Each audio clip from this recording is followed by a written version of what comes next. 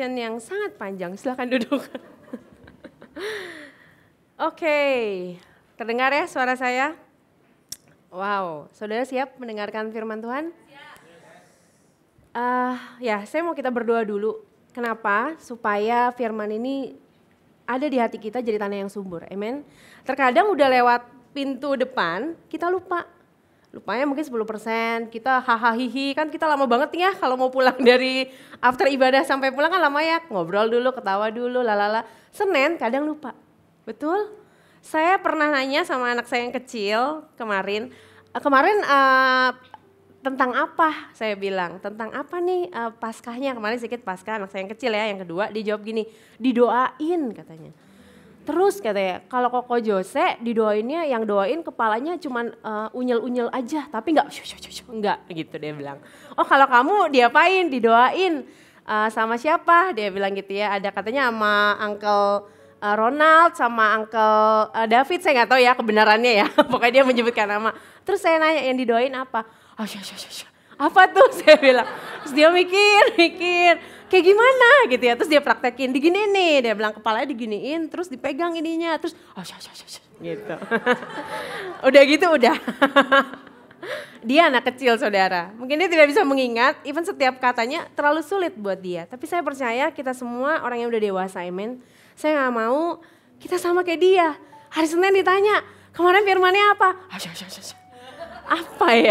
Apa ya, amen, kita berdoa. Tuhan hari ini jadikan kami tanah yang subur Tuhan. Sehingga setiap firman menjadi benih Tuhan. Menjadi benih yang tumbuh subur di hati kami Tuhan.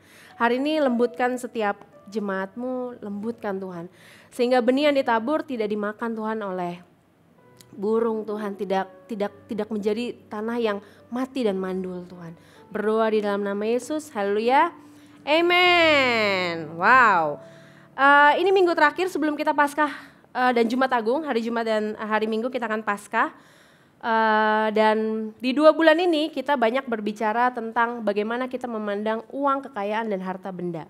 Hari ini saya di sini bukan gara-gara saya ya. Wah si Noni nih bendaharanya ICC jadi temanya tentang uang, enggak. Ya, boleh lihat lagi dari Februari sampai Maret, 2 bulan ini kita topiknya khusus memandang bagaimana kita memandang keuangan. Kenapa? Apakah menurut saudara wajar gereja membicarakan tentang keuangan? Wajar gak sih?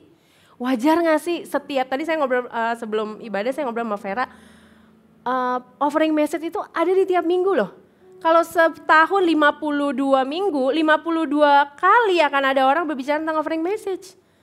Banyak banget, kalau ini cuma sebulan 8 kali. Offering message tentang offering memberi, keuangan, harta benda dan kekayaan itu 52 kali. Wajar gak sih?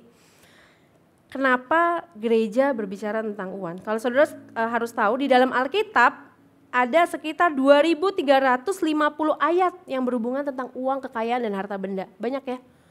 Dan tentang kasih 580. Saudara tahu tentang ketakutan berapa? 365. Karena mungkin setiap hari manusia takut. Di dalam perjanjian baru Tuhan menggunakan parabel, perumpamaan. Ada 39 perumpamaan Tuhan Yesus. Enggak saya tanyain saudara. 11 diantaranya berbicara tentang apa? Uang, kekayaan, dan harta benda. 11 dibagi 39 berapa? 30%. 11 dibagi 39, 28 sekian, 30%. Artinya apa? Sepertiganya membicarakan apa? Uang, kekayaan, dan harta benda. So Tuhan sangat concern. Why? Penting. Katakan kanan kiri, penting. Penting. Kenapa penting? Karena Tuhan tahu isi hati manusia. Dan kalau kita berbicara tentang uang, saudara harus tahu. Apa yang Tuhan kasih buat manusia? Tuhan kasih uang? Tuhan kasih kekayaan? Tuhan kasih langsung harta benda? Kita baca di Ulangan 8 ayat 18. Tetapi haruslah engkau ingat kepada Tuhan Allahmu, sebablah Dia yang memberikan kepadamu apa? Kekuatan. Sebab dialah yang memberikan padamu uang. Sebab dialah yang memberikan kamu Mercy, BMW, Tesla. Baru aja kecelakaan ya. Untuk memperoleh apa? Kekayaan. Jadi jangan dibalik. Ya, untuk memperoleh kekayaan. Tuhan kasihnya kekuatan untuk memperoleh kekayaan. Bukan Tuhan kasih kekayaan untuk memperoleh kekuatan. Bukan seperti itu. Jangan dibalik. Tuhan memberikan apa? Kekuatan untuk memperoleh apa? Kekayaan. Dan kalau kita berbicara tentang kekuatan itu sama halnya dengan kemampuan, kesanggupan, kapasitas. Dan saudara tahu ada firman Tuhan di dalam Matius berkata tentang talenta. Ada berapa talenta yang dikasih sama Tuhan? Ada orang yang dikasih 5, ada orang yang dikasih 2, ada orang yang dikasih 1. Dan Tuhan katakan apa? Tuhan memberikannya menurut kesanggupannya masing-masing. So, saudara mengerti Tuhan memberikan kekuatan, kapasitas sesuai dengan apa? Kesanggupan masing-masing. Terkadang kita fokus, Tuhan kenapa sih kok dia yang dapat 5, kenapa saya yang dapat 2? Tuhan kok saya cuma dapat 1? Kok saya yang gak dapat 5? Tuhan bilang Tuhan kasih sesuai kesanggupan masing-masing. But the point bukan itu. Fokus Tuhan adalah bagaimana kita apa? Mengembangkannya, mengusahakannya, mengelolanya. Karena ada orang yang dikasih 1, apa yang dia lakukan? Dia kubur, dia sembunyikan. Saudara, ini bukan berbicara 5, 2, dan 1. Ini berbicara bagaimana ketika engkau mendapatkan kemampuan, kapasitas dari Tuhan, apa yang kamu lakukan? Kamu umpetin, kamu sembunyiin, even kamu kubur. Sehingga kamu bilang, Tuhan engkau Allah yang jahat. Kita lihat ayatnya. Dalam Matius Tuhan bilang apa kuncinya. Tetapi, mana ayat berikutnya? Di dalam Matius, karena setiap orang yang apa? Saya ke 29 dulu ya. Karena setiap orang yang mempunyai kepadanya akan diberi. Sehingga ia berkelimpahan. Tetapi siapa yang tidak mempunyai, apapun juga yang ada padanya akan diambil. Kita punya gak? Kalau 1 tuh punya gak? 1 tuh punya. Tuhan bilang kalau kamu punya kepadanya akan diberi. Even dikasih lagi supaya berkelimpahan.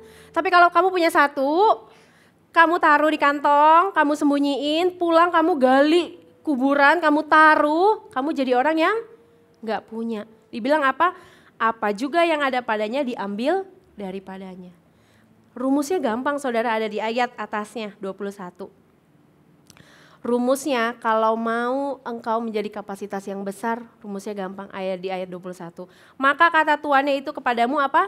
Baiklah sekali perbuatanmu itu, hai hambaku yang baik dan setia. Engkau telah setia kepada perkara kecil. Aku akan memberikan kepadamu tanggung jawab dalam perkara yang besar. So, gak peduli saudara, engkau dapat 5, dapat 2, dapat 1. Kalau engkau mau menjadi besar, kapasitasmu mau tambah besar dan berkelimpahan, setia sama perkara kecil. Karena ketika kamu punya, Tuhan bilang apa? Punya, aku akan tambahkan, even berkelimpahan. Amen. Saudara mau punya kapasitas yang semakin hari semakin besar? Saudara mau? Hari ini saya akan bagikan tentang wealth capacity, kapasitas berkelimpahan. Dan hari ini saudara perlu melihat ada karakter-karakter yang perlu kita hindari. Karena ini menghambat kita untuk punya kapasitas yang besar. Yang pertama, karakter yang harus saudara hindari supaya saudara memiliki kapasitas yang berkelimpahan. Yang pertama, Balaam karakter. Ada yang tahu nggak bahasa Indonesianya? Balaam, Bileam. Ada yang pernah mendengar Bileam? Terkadang saudara mendengar Bileam apa? Seekor keledai. Nama pemilik keledai ini adalah Bileam. Ya. Jadi pemilik seekor keledai bernama Bileam. Siapa Bileam? Kenapa saya concern sama karakternya Bileam?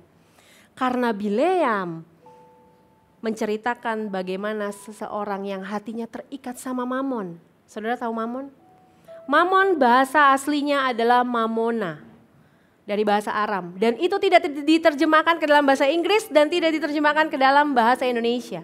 Tetap Mamon. Mamon artinya adalah ketika suatu situasi, ketika orang cenderung menggunakan segala sesuatu untuk mencari keuntungan. Mamon menceritakan tentang keserakahan, Mamon menceritakan tentang ketamakan. Dan ini yang dilakukan oleh Bileam. Kita akan lihat sebenarnya seperti apa sih Bileam itu ya. Sebelumnya saya akan baca di Matius 6 ayat 24. Tak seorang pun dapat mengabdi kepada dua tuan.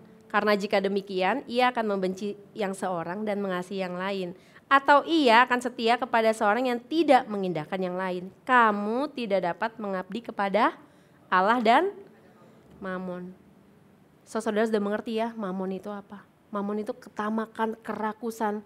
Orang mencari sesuatu, mengabaikan apapun demi upah, demi untung. Itu adalah Mamon. Saya balik lagi, saya akan ceritakan siapa Bileam. Bileam adalah seorang tukang tenung. Saudara tahu tukang tenung? Ketika dia berdoa diberkati, maka diberkati. Ketika dia mengutuk, maka dia mengutuk. Bileam seorang yang terkenal doa-doanya dan kutukan-kutukannya. Luar biasa ya.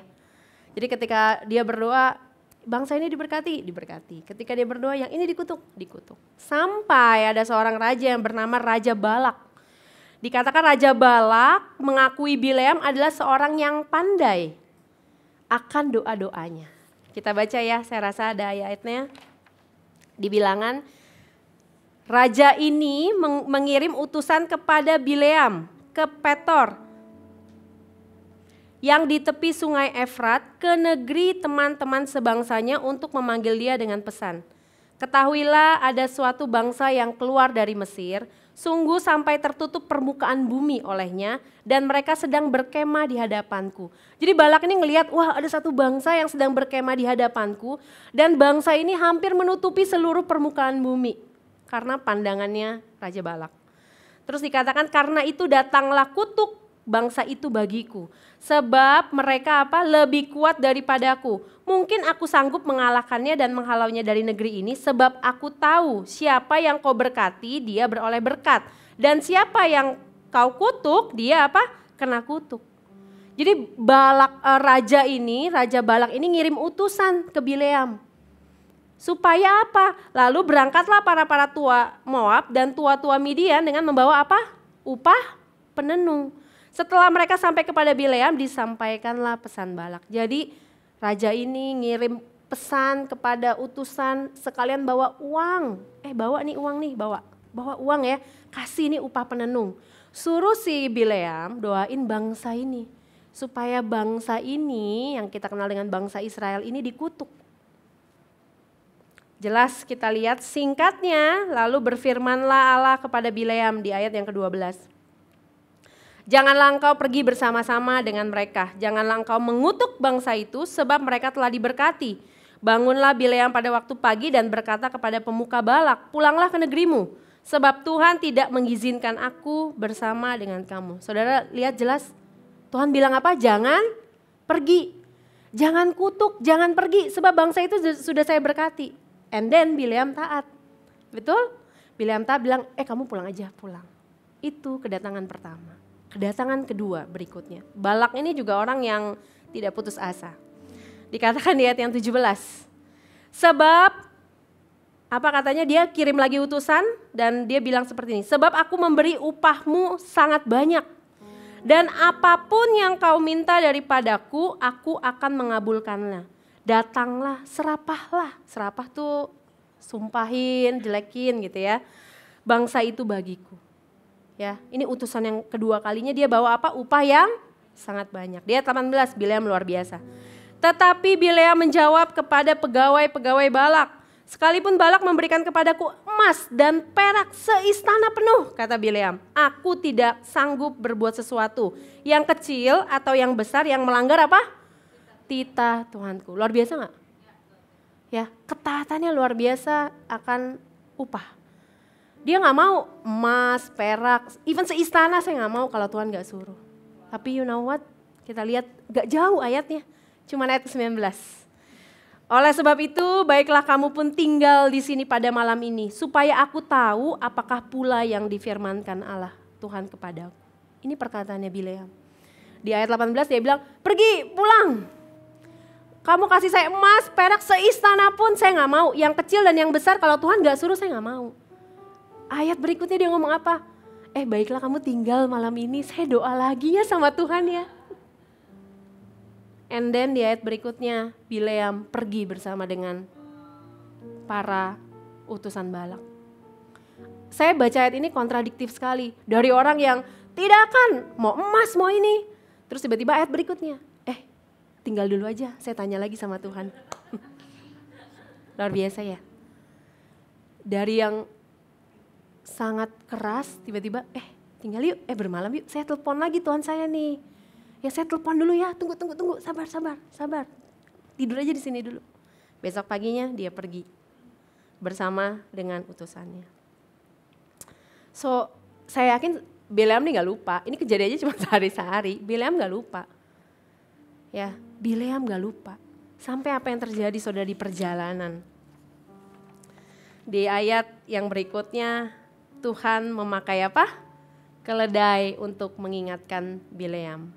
Dan saudara bisa lihat fotonya, kayaknya saya ada taruh foto. Nah, ini adalah perjalanan Bileam ke Balak untuk dia kasih sumpah dan serapah ke bangsa Israel. Pergi, apa yang terjadi? Tuhan kasih malaikat menghunus pedang. Yang bisa lihat siapa? Keledainya. Bileam gak bisa lihat. Ya, ketika keledainya ini lihat malaikat menghunus pedang, keledainya yang gambar kedua ini adalah dia menjauh berbalik, dipukul. Di Alkitab dikatakan apa? Bileam memukul keledainya 1 kali. Yang berikutnya adalah ketika Bileam jalan lagi, kakinya terhantuk tembok, dipukul lagi sama Bileam, pukul keledainya. Mungkin bodoh nih keledainya, bego gitu ya. Terakhir nih, yang terakhir ketika dipaksa lagi ayo jalan. Apa yang terjadi? Keledainya tiarap. Bileam pukulnya sekarang pakai tongkat. Digebuk gitu ya kepalanya. Terus apa yang terjadi? Kita bisa lihat gambarnya Bileam sangat marah. Kenapa? Karena dia pengen cepet-cepet ke sana. Ada upah yang menanti dia. Ya sampai semarah itu karena keledainya 3 kali. 3 kali keledainya ngeliat ada malaikat yang ngunus pedang. Kita baca ayatnya di ayat 22 dan 28. Bilangan 22. Ketika itu Tuhan membuka mulut keledai itu sehingga berkatalah Bileam, apakah yang kulakukan kepadamu sampai engkau memukul aku 3 kali? Serem ya keledai ini, Tuhan buka mulutnya loh. Ngeri banget loh saya bilang ini. Sampai bilang, kamu kenapa pukul saya? Aduh ngeri banget saudara, ngeri banget. Ya, terus dijawab lagi sama Bileam, karena engkau mempermain-mainkan aku. Seandainya ada pedang di tanganku, tentulah akan engkau bunuh aku sekarang. Wah jahat banget ya Bileam. Makanya kata keledai itu bilang apa? Tetapi keledai itu berkata kepada Bileam, bukankah aku ini keledaimu yang kau tunggangi selama hidupmu sampai sekarang? Pernahkah aku berbuat sedemikian ini kepadamu? Jawabnya tidak. Kemudian Tuhan menyingkapkan mata Bileam, dilihatlah malaikat Tuhan dengan pedang terhunus di tangannya berdiri di jalan. Lalu sujudlah Bileam. Wow, Bileam ini, tadi saya bilang Bileam itu tukang tenung. Dia doa diberkati sampai itu kedengeran di Raja Balak. Artinya Bileam dekat sama Tuhan. Dan digambarkan sebagai seorang keledai. Kalian tahu gak keledai itu? Itu binatang yang bodoh, lambat, yang cuma bisa disuruh doang. Tapi hari itu Tuhan pakai si keledai ini buat ngingetin Bileam. Kenapa? Karena hatinya Bileam sudah tertutup. Karena Bileam hatinya tertutup sama keserakahan. Wah, day one upahnya cuma segitu. Wah, yang kedua, kamu minta apa saja saya kasih. Udah bermalam aja, bermalam. Keserakahan mulai muncul. Keserakahan adalah masuk dalam 7 dosa yang dibenci oleh Tuhan dan tidak menjadi bagian dalam kerajaan surga. Saudara boleh baca. Itu seserata dengan berzina, membunuh. Luar biasa gak? Kenapa saya bilang keserakahan membuka banyak pintu untuk dosa-dosa lainnya. Keserakahan itu gak pernah dilihat. Keserakahan itu ada di mana? Di hatimu. That's mammon. Akar dari segala kejahatan adalah cinta akan uang. Di mana? Di hati. Mammon. Gak ada yang tahu, gak ada. Karena ini hati. Sampai Tuhan udah ngomong, jangan kau kutuk ya, jangan kau ikut pergi ya, jangan kau kutuk. Sampai Tuhan pakai apa tadi? Keledai. So hari ini engkau boleh lihat situasi hidupmu gitu ya. Apakah ada kondisi-kondisi yang Tuhan pakai seperti Bileam dan keledainya? Mungkin karena Tuhan udah bicara berkali-kali tapi hatimu gak dengar. Ya, hatimu udah tutup, kayaknya nggak tahu Tuhan kayaknya nggak ngomong apa-apa. Sehingga Tuhan kasih kondisi yang sarkas, keras. Bisa jadi karena hati kita sudah tertutup. Bisa jadi kita kayak Bileam, yang ngelihat cuma keledai, yang digambarkan sebagai binatang yang bodoh, lambat. Menegur seorang yang pintar, pandai, cinta Tuhan, tahu Tuhan. So, saudara perlu berhati-hati tentang karakter yang pertama. Saudara boleh cek kehidupanmu. Ketika hari-hari ini engkau lihat kondisi hidupmu kok kayaknya saya seperti ini ya. Mungkin Tuhan pakai kondisi dan situasi itu karena hatimu sudah mulai tertutup.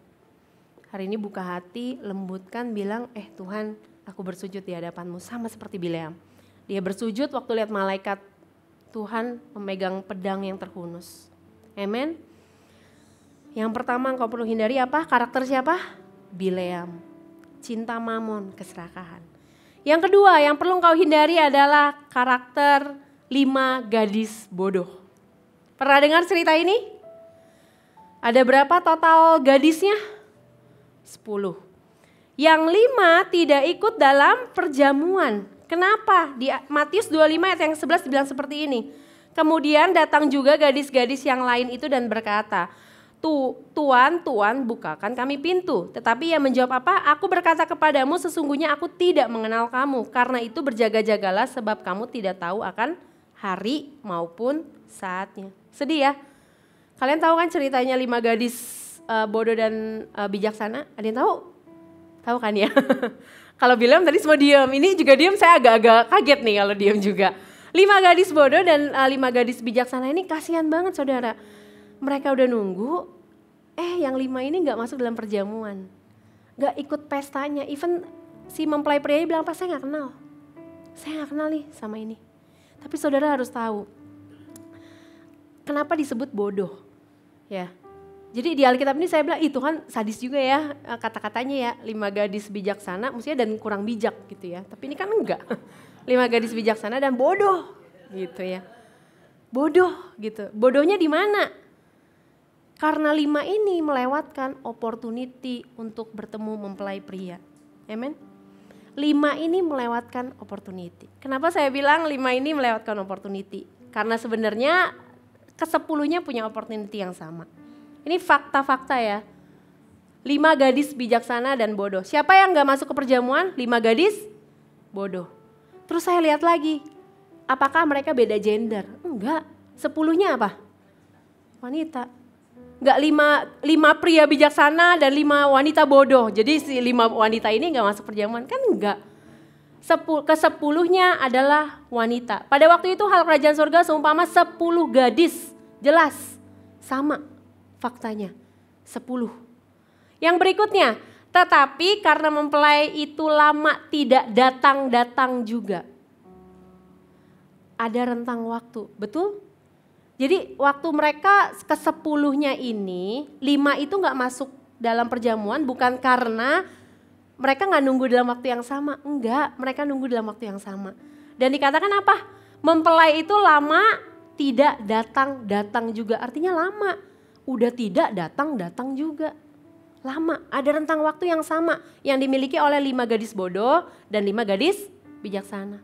Yang berikutnya, mengantuklah mereka semua lalu tertidur. Awalnya saya pikir kenapa ketinggalan, karena yang bodoh ini ketiduran. Ternyata enggak. Yang tertidur berapa? 10-10-nya tidur. Mengantuklah mereka semua lalu tertidur. Lama banget ya Tuhan datang ya sampai ketiduran ya. Ya. Jadi ada suatu rentang waktu di mana mereka kelelahan, sama-sama lelah, 10-10-nya. Sama-sama lelah, sama-sama capek, sama-sama ketiduran. Ayat berikutnya. Ketika mempelai pria datang di ayat 7 dikatakan apa? Gadis-gadis itu pun bangun apa? Semuanya. Yang 5 ini ikut bangun, yang bodoh nggak berarti ketiduran gitu ya. Mempelai pria datang, terus mereka gitu, enggak. Dikatakan apa? Saya baca berkali-kali dan sampai Tuhan tulis gadis-gadis itu pun bangun apa? Semuanya. Ya, sama-sama nunggu, semuanya wanita, sama-sama punya waktu yang sama, sama-sama kecapean dan tertidur, dan sama-sama apa? Bangun. Yang terakhir, saudara, akses dan modal yang sama. Ayatnya ada di sini. Lebih baik kamu pergi, jadi yang bodoh ini udah bangun kaget. Pelita kita habis. Dia minta sama yang bijaksana. Yang bijaksana bilang apa? Lebih baik kamu pergi kepada penjual minyak dan beli di situ. Pergi dan beli. Pergi dan beli. Akan tetapi waktu mereka sedang pergi untuk membelinya, lanjutan ayatnya adalah mempelai pria itu datang. Artinya yang bodoh ini tahu gak kemana mesti beli? Tahu. Dikatakan di ayatnya adalah mereka sedang pergi untuk membelinya. Mereka punya uang gak? Punya. Jadi mereka kehabisan minyak bukan karena mereka gak punya uang untuk beli. Bukan mereka gak tahu di mana belinya, mereka tahu. Kalian paham ini? Ke-10-10-nya ini 5 dan 5 ini sama persis. Opportunity-nya sama.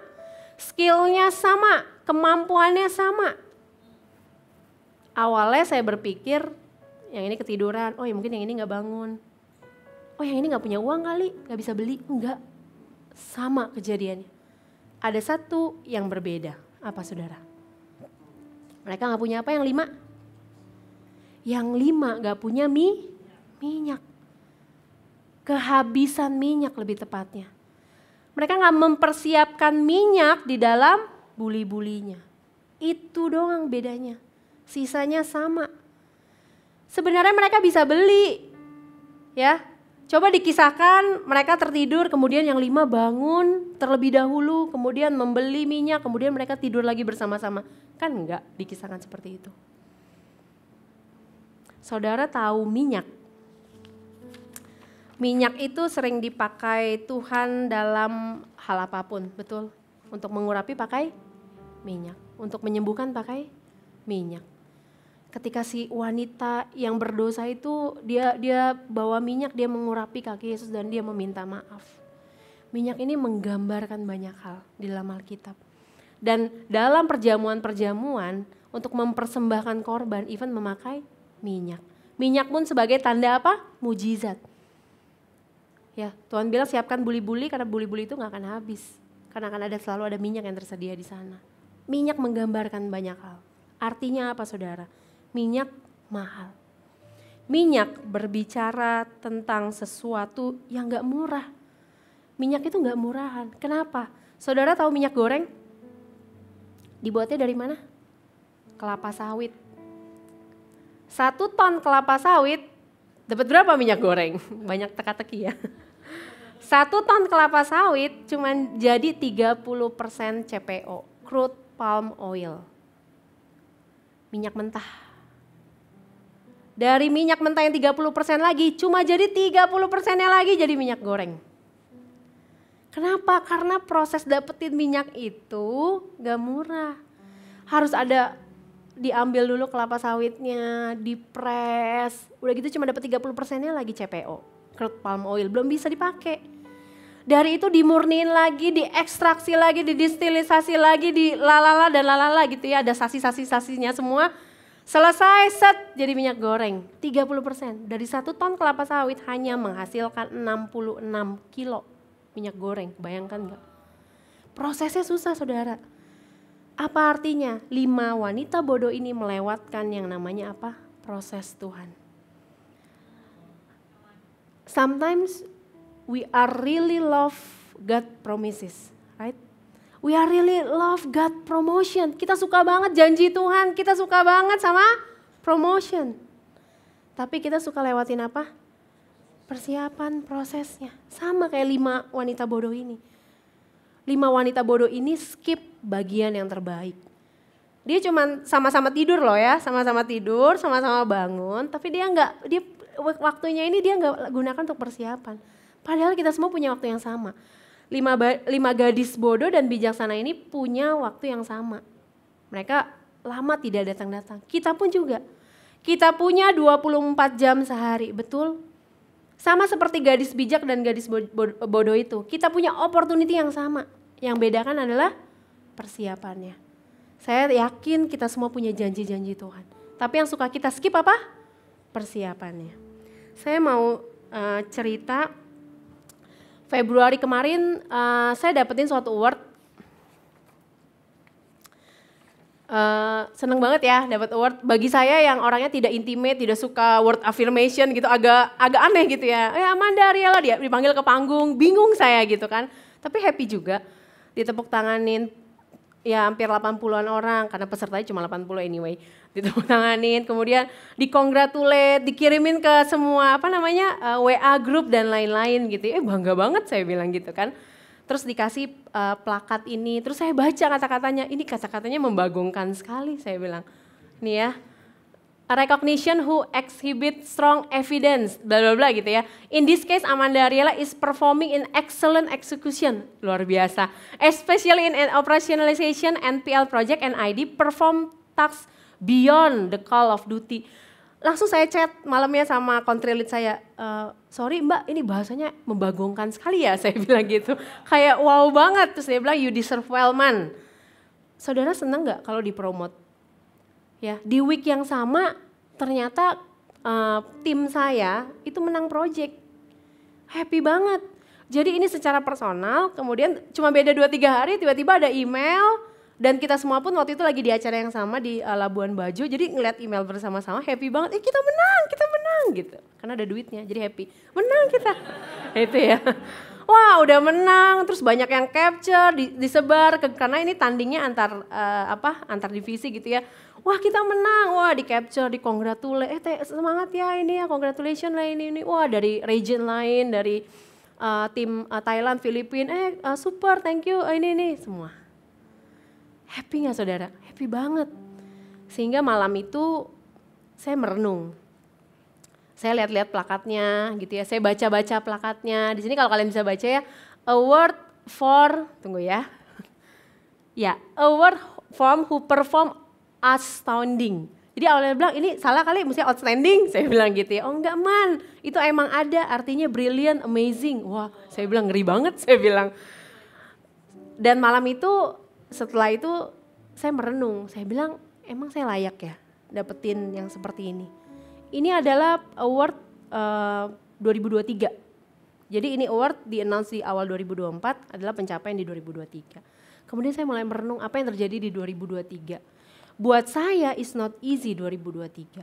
Bulan Januari saya ingat country lead saya bilang, man kamu kedapatan project baru ya, aduh saya gak bisa, saya bilang itu di luar area saya, enggak kamu jadi championnya, aduh gak bisa, saya bilang bisa, kamu cuman belajar, link ini dikasih cuma 1 bulan ya man, oh gitu ya, saya bilang oke, sisanya kamu yang lead ya, oh gitu, saya bilang oke, belajar, seringkali saya belajar malam-malam saya ikutin training, dan saya mencoba untuk saya harus ngerjain sesuatu yang di challenge buat saya.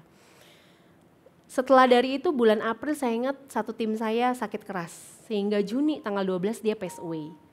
Waktu itu ketika tim meninggal buat saya aduh kenapa meninggal gitu ya. Selain ditanya kenapa meninggal, aduh ini kerjaan gimana. Betul, bisnis sangat tetap jalan. And then saya bagi-bagi. Kamu ya ini kerjaannya misalnya ada 10, kamu yang 2 ya, kamu 2, sisa 2 yaudah ini saya yang kerjain. Tambah lagi kerjaan. Bulan Agustus saya ingat teman lagi saya satu lagi sakit juga. Dan sakitnya berkepanjangan sampai Oktober. Saya bilang ini ada apa sih? Sampai kalau kita suka bercandaan, man kayak kamu perlu ruatan dulu deh timnya. Kayak dikutuk gitu ya. Ini. Oh enggak, saya bilang. Enggak seperti itu. And then karena saya kehilangan 2 orang tim dan yang baru belum datang. Saya ingat banget di bulan September, saya itu ada kali sebulan itu saya 6 kali bolak-balik ke Subang. Tahu Subang ya, Jawa Barat, Subang Jawa Barat.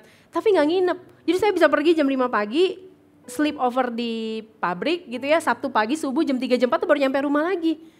Sabtu, Jumat, Sabtu, Minggu, Seninnya saya bisa berangkat lagi ke sana. Aduh capek banget saya bilang, karena saya kehilangan 2 orang tim. Yang artinya selain tim saya yang lainnya juga udah berbeban berat, sayanya pun juga ketambahan beban berat.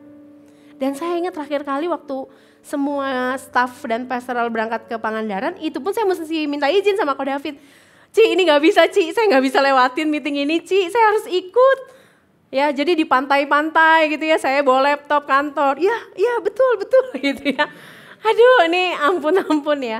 Kenapa? Karena gak ada orang lagi, mau apa. Dan buat saya ketika dapat promotion ini, iya saya layak. Why? Karena saya gak skip proses.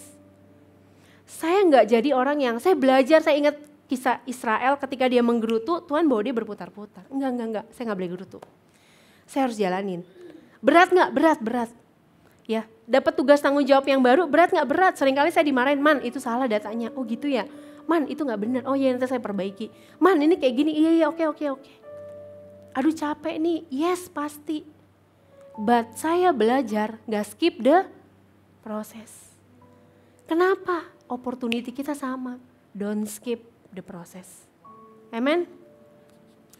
Yang berikutnya yang ketiga, karakter yang saudara harus hindari.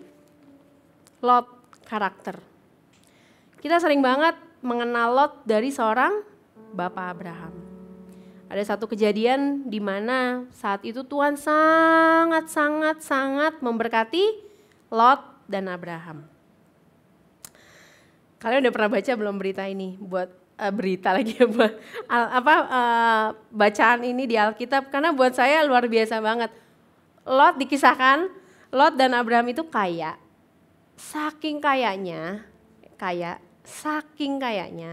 tanahnya gak cukup buat harta mereka.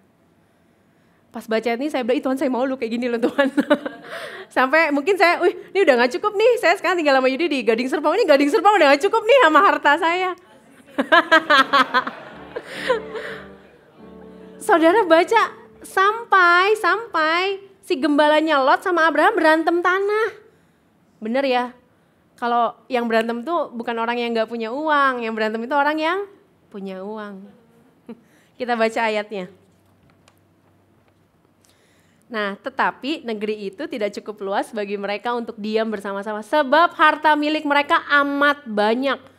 Sehingga mereka tidak dapat diam bersama-sama. Lot hartanya bertambah banyak, Abraham juga bertambah banyak, sehingga tanahnya gak cukup. And then gembalanya ribut, dikatakan apa? Karena itu terjadilah perkelahian antara gembala Abraham dan para gembala Lot. Waktu itu orang Kanaan dan orang Feris diam di negeri itu. Ya, luar biasa gak? Ini Abraham ceritanya, wah makin banyak, ini Lot makin banyak, yang ribut belakang-belakangnya. Abraham sama Lotnya sih gak ribut, tapi gembalanya ribut, ini milik saya, ini batasnya sini, lu itu koin-koin itu, dolar-dolar sana tumpuk lagi. Ya, itu lembunya ya, kakinya ya, 2 udah masuk sini ya, mundur. Kayak gitu, saking bertambah banyak. Wah saya baca ayat ini, itu yang doa saya pertama, saya pingin Tuhan kayak gini Tuhan, saya bilang. Gimana ya harta bertambah banyak sampai tanah gak cukup, luar biasa. Ya, dan di ayat berikutnya dikatakan apa? Abraham di ayat yang 12 dan berikutnya. Maka berkatalah Abraham kepada Lot, janganlah kiranya ada perkelahian antara aku dan engkau, antara para gembalaku dan gembalamu, sebab kita ini adalah kerabat. Baik banget Abraham. Ya, mereka tuh memperebutkannya tuh bukan bukan iPhone doang, ini tuh tanah. Ya, tapi Abraham hari itu mementingkan apa? Hubungan. Abraham bilang kita gak boleh ribut Lot kita gak boleh ribut. Kita gak boleh ribut. Makanya Abraham luar biasa, dia bilang apa? Bukankah seluruh negeri ini terbuka untuk engkau? Baiklah pisahkan dirimu daripada aku. Jika engkau ke kiri, aku ke kanan. Jika engkau ke kanan, maka aku akan ke kiri. Wow, Abraham ini baik banget. Dia mementingkan hubungan dan dia tidak takut kehilangan apapun. Betul? Karena dia bilang, Lot, ini bukannya juga tersedia untuk engkau. Kalau saudara ingat, apakah Lot mendapatkan visi dari Tuhan? Yang dapetin visi siapa? Abraham. Tapi Abraham bilang, Lot, bukankah seluruh negeri ini juga buat engkau? Kalau engkau pilih kiri, aku ke kanan. Kalau engkau kanan, aku ke kiri. Luar biasa saudara. Yang berikutnya apa? Sebab itu Lot memilih baginya seluruh lembah Yordan, lalu berangkat ke seberang timur dan mereka berpisah. Ada ayatnya yang ke-12.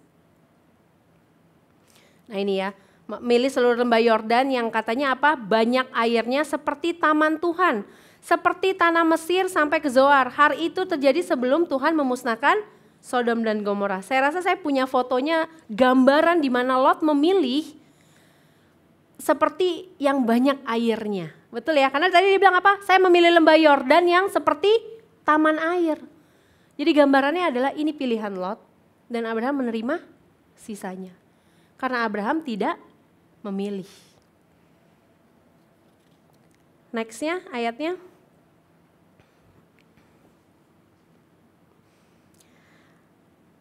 Nah, Abraham menetap di tanah Kanaan, tetapi Lot menetap di kota lembah Yordan dan berkemah di dekat Sodom. So, saudara tahu apa yang dipilih oleh Lot pada awalnya? Adalah yang banyak taman airnya. Apakah Abraham tidak diberkati? Kita tahu akhirnya Abraham menetap di tanah Kanaan. Saudara tahu tanah Kanaan ya? Tanah yang berlimpah susu dan madunya. Kenapa? Dan apakah saudara tahu kisah akhir hidup Lot? Karena dia pilih lembah Yordan dan dibilang apa? Dekat dengan kota Sodom. Saudara tahu cerita Sodom dan Gomora? Saat itu Tuhan menghancurkan kota Sodom dan Gomora karena kejahatannya. Dan apa yang terjadi dengan istri Lot? Istri Lot jadi tiang garam. Kenapa? Karena dia nengok ke belakang, dia sayang sama hartanya. Hari itu Tuhan menghanguskan Sodom dan Gomora. Tuhan bilang pergi, jangan lagi tengok ke belakang. Gak boleh lihat lagi. Istri Lot ikut pergi, kemudian istri Lot sayang, dia lihat ke belakang, dia sayang sama hartanya. And then dia jadi tiang garam. Berbeda dengan Abraham. Berbeda dengan Abraham. Abraham tinggal di tanah Kanaan. Dan Tuhan sangat memberkati tanah Kanaan. Apa yang terjadi perbedaan antara Lot dan Abraham? Kenapa Lot berakhir dengan Sodom dan Gomora, tapi kenapa Abraham berakhir dengan tanah Kanaan yang berlimpah susu dan madunya? Apa yang dilakukan Abraham yang tidak dilakukan Lot? Abraham selalu membuat mezbah. Abraham selalu membuat mezbah. Kemana dia pergi, apapun yang dia dapat, apapun yang dia lihat, dia selalu membuat mezbah. Saudara tahu mezbah? Mezbah adalah tempat korban bakaran. Mezbah adalah persembahan. Kita bisa lihat gambarnya, ada beberapa mezbah yang dibangun oleh Abraham. Ini adalah mezbah yang dibangun oleh Abraham. Syichem. Ini Kejadian 12 ayat 7. Di mana pada saat itu Tuhan bilang, "Hai Abraham, aku akan membuat keturunanmu seperti pasir dan bintang di laut." And then dia bikin Syichem. Syichem itu artinya bahu. Syichem adalah bahu. Artinya apa? Abraham taruh bahu dia, hari ini saya pakai kekuatannya Tuhan. Itu Syichem. Ketika Abraham terima janji Tuhan, dia bikin apa? Mezbah yang disebut dengan Syichem. Yang kedua, Bethel. Bethel adalah tempat pertama kali Abraham dan Lot pergi ke tanah yang pertama sebelum mereka berpisah tadi. Ketika datang, dikatakan di Alkitab, kalian boleh baca, Lot tidak membuat mezbah, tapi Abraham yang membuat mezbah dan dikatakan apa? Bethel. Artinya apa? Rumah. Abraham membuat mezbah, ini rumahku adalah rumah Tuhan. Itu yang kedua. Yang berikutnya adalah Mamre. Mamre ini adalah mezbah yang didirikan oleh Abraham ketika berpisah tadi. Ketika Lot pergi ke lembah Yordan dan Abraham diam di dalam Kanaan, Abraham membuat mezbah. Disebut dengan kata Mamre. Artinya apa? Mamre itu artinya adalah kokoh, gemuk. Kenapa? Saya yakin yang dipilih sama Lot itu yang banyak taman air ya, betul? Tapi yang dipilih Abraham pasti enggak sisanya. Dan di situ Abraham bikin apa? Mezbah yang disebut dengan Mamre. Supaya tambah kuat, tambah kokoh, tambah gemuk. Yang berikutnya, yang terakhir, yang mezbah yang kalian semua udah tahu adalah mezbah Moria. Pada saat Tuhan suruh persembahkan anakmu, dia ke sana, dia pergi dan dia bikin mezbah, namanya mezbah Moria. So itu bedanya Abraham dan Lot. Abraham selalu bikin mezbah, dapat janji Tuhan bikin mezbah. Dapat janji Tuhan kasih korban bakaran, kasih persembahan. Pindah ke tanah yang baru, kasih korban, kasih persembahan. Pisah sama Lot, Lot pilih kasih korban, kasih korban bakaran. Dia pergi lagi, dia bikin lagi. Dia ke Moria, dia bikin lagi.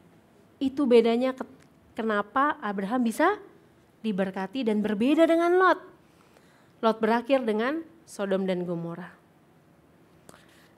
Poin nomor 3 ini gak pernah saya lupa saudara. Poin nomor 3 ini apa ya, Tuhan sangat ingatkan saya lah tentang poin nomor 3 ini. Kalau tadi saya boleh balik cerita ketika award tadi. Jadi di week yang sama itu Yudi tuh chat saya. Dia bilang pastor dan staff duluan isi janji iman. Itu Februari awal. Wah mulai nih saya bilang gitu ya. Isi duluan janji awal, kita mau kasih berapa nih kata Yudi gitu. Terus udah gitu Yudi kasih nominal segini katanya. Terus saya bilang tambahin, saya bilang gitu ya. Kata Yudi jarang-jarang nih istri gue ngomong tambahin, biasanya jangan-jangan.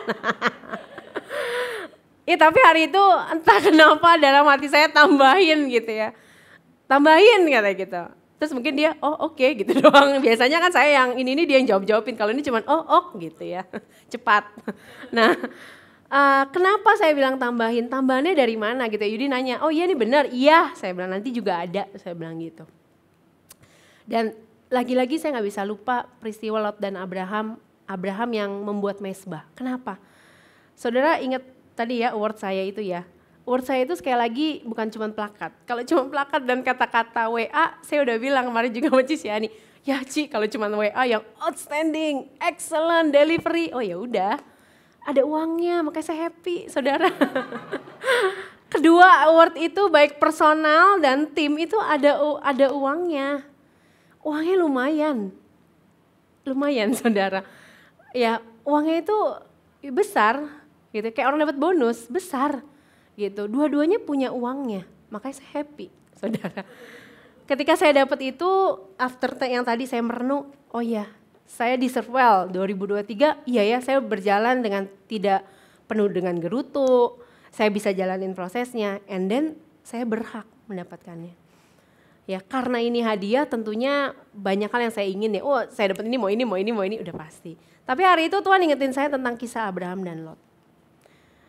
Dan hari itu Tuhan ingetin saya tentang Abraham yang membangun mesbah. Ketika dia dapetin janji Tuhan, dia bikin mesbah. And then hari itu, malam itu saya berdoa, iya Tuhan saya mengklaim Tuhan akan pakai saya berimpact dan besar di marketplace. And then saya belajar dan saya memutuskan saya akan kasih uang dari award ini untuk janji iman. Why? Kenapa? Karena ini adalah benih korban yang saya taruh di hadapan Tuhan. Saya cuma mau belajar seperti Abraham, ketika dapetin janji Tuhan dia bikin apa? Mesbah. Ketika dia pindah ke tanah yang baru dia bikin apa? Mesbah. Ketika dia diperhadapkan dengan situasi Lot memilih gambaran yang terbaik dan dia tidak, saya bikin apa? Mesbah. Itu yang saya lakukan. Sehingga saya mau seperti Abraham. Banyak hal tersedia untuk saya lebih dari yang mata saya bisa lihat. Banyak hal tersedia buat saya lebih daripada yang mata saya bisa lihat. And then saya bilang, saya mau kasih uang award itu untuk janji iman. Kalau tadi Ciciani bilang, mungkin kau menabur dengan air mata dalam masa-masa kekeringan. Saya juga menabur dengan air mata saudara, tapi bukan dengan masa kekeringan. Dalam keinginan saya. Karena uangnya saya mau bikin ini, wah boleh nih beli ini, boleh nih upgrade handphone, masih ada lebihnya nih, oke bisa beli ini. But sekali lagi, saya mau seperti Abraham. Saya mau bikin mesbah. Saya mau kasih korban bakaran. Mesbah berbicara tentang korban bakaran yang ditaruh. Kenapa? Karena di dalam mesbah ada iman. Di dalam mesbah ada iman untuk janji Tuhan. Di dalam mesbah ada pengharapan akan janji Tuhan. Di dalam mesbah ada hati yang kau taruh, Tuhan aku bergantung sama Engkau. Amen. Amen saudara. Saya mau saudara merenungkan 3 karakter yang harus saudara hindari. Yang pertama Bileam, berbicara tentang keserakahan. Hati-hati dengan mamon, itu cuma ada di hati saudara. suamimu, istrimu, anakmu, leadermu, even gak tahu. Karena itu muncul di hati saudara. Yang kedua tentang gadis yang bodoh, yang melewatkan opportunity dari Tuhan, yang melewatkan minyak. Dan yang terakhir adalah Abraham.